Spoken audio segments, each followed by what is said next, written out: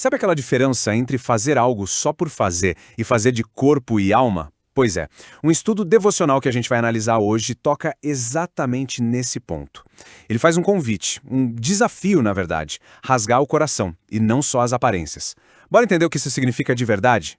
Tudo começa com essa frase aqui, que é um comando bem direto e, nossa, poderoso do profeta Joel. A imagem é muito forte, né?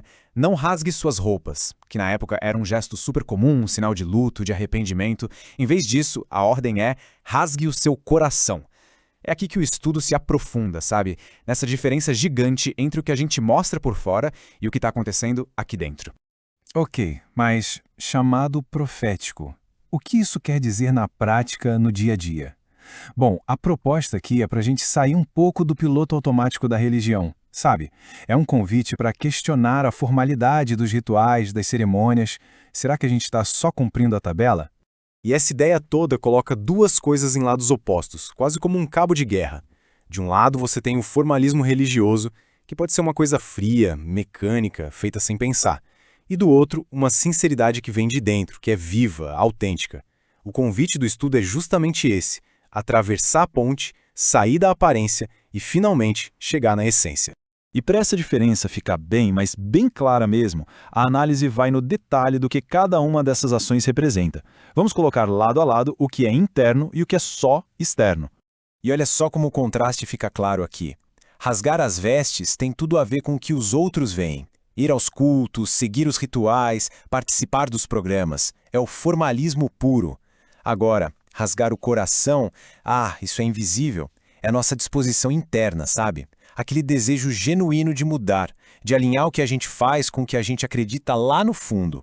É a busca pela sinceridade, no fim das contas. E o estudo, então, dá uma definição bem direta do que é esse tal de formalismo religioso. É basicamente o ato de cumprir rituais sem ter aquela disposição real, profunda, verdadeira para mudar. É como ter a forma, mas não ter a essência. Sabe aquela história? O corpo está presente, mas o coração está em outro lugar. Beleza, a gente já entendeu que não é o foco. Mas então, o que é de fato um coração rasgado? O que essa expressão quer dizer? Vamos agora mergulhar na parte positiva, na parte que transforma desse chamado. Então, segundo a análise, um coração rasgado é um coração vivo. É um coração que está aberto, vulnerável. É aquele momento em que as nossas ações, a nossa mente, as nossas emoções, tudo finalmente se conecta, alinhado por um propósito maior. É ter a disposição para ser transformado, para ir além daquela casca superficial. E todo esse processo de se abrir, de se transformar, no fundo, ele pode ser resumido em uma única palavra que é a chave de tudo: rendição. A ideia de se entregar completamente a uma vontade que é maior que a nossa. E para ilustrar essa ideia de rendição, o estudo traz um exemplo que é o exemplo definitivo. Vamos ver. O estudo aponta exatamente para essa frase de Jesus no Getsêmani como o maior exemplo de rendição que existe. Pensa bem, essa é a expressão máxima de um coração rasgado. É no momento de maior agonia, de maior angústia, que a vontade pessoal é entregue de forma consciente em favor de uma vontade maior. Isso é sinceridade no estado mais puro. E é aqui que está o ponto crucial de tudo. É como se fosse uma balança. De um lado estão os nossos desejos, os nossos planos, do outro, uma vontade superior. O que o estudo argumenta é que o coração verdadeiramente rasgado aparece quando essa balança finalmente pende para o lado da entrega, da rendição.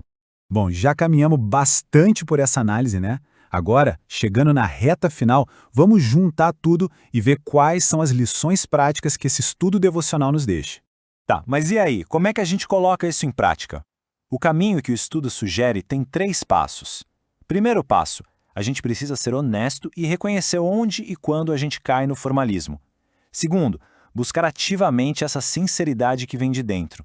E por fim, que talvez seja o mais difícil e o mais importante, entender que a rendição não é um evento que acontece uma vez só, mas é uma prática diária, é um processo, não um destino final. E para fechar, a análise nos deixa com essa pergunta, uma pergunta que fica ecoando bem depois que a gente termina a leitura.